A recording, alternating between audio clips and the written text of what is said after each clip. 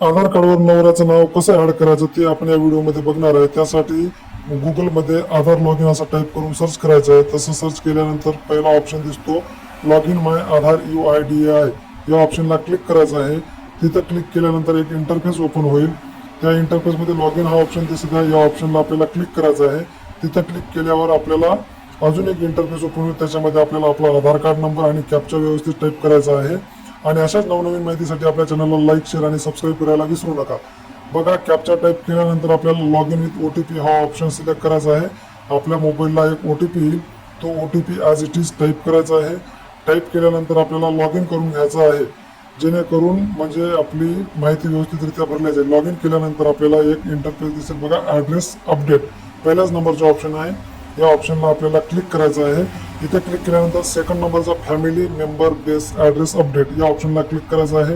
तिथं क्लिक केल्यानंतर बघा खाली यायचं आहे। खाली आल्यानंतर आपल्याला enter Aadhaar number of family member म्हणजे तुमच्या नवऱ्याचा आधार कार्ड नंबर टाकायचा आहे। तिथं ते टाईप टाकल्यानंतर खाली आपल्याला रिलेशन विचारते, स्पाऊस हा सिलेक्ट करायचा आहे आणि नेक्स्ट करून 75 रुपयाचा DD भरून घ्यायचा आहे। ते भरल्यानंतर आपल्याला एक SRN नंबर येईल, तो SRN नंबर कॉपी करून घ्यायचा आहे। ते SRN नंबर कॉपी केल्यानंतर आपल्याला आपण जसं लॉग इन केलं तसंच आधार कार्ड नवऱ्याचं आधार कार्ड लॉग इन करून एकदम खाली यायचं आहे। नवऱ्याचा आधार कार्डवरून लॉग इन केल्यानंतर बघा फॅमिली मेंबर रिक्वेस्ट या ऑप्शनला क्लिक करायचा आहे। तो SRN कॉपी करून इथं पेस्ट करायचा आहे आणि ॲक्सेप्ट करून घ्यायचा आहे। काही दिवसानं तुमच्या आधार कार्डवर तुमच्या नवऱ्याचं नाव, ॲड्रेस वगैरे अपडेट होऊन जाईल। अशाच माहितीसाठी आपल्या चॅनलला सबस्क्राईब करायला विसरू नका।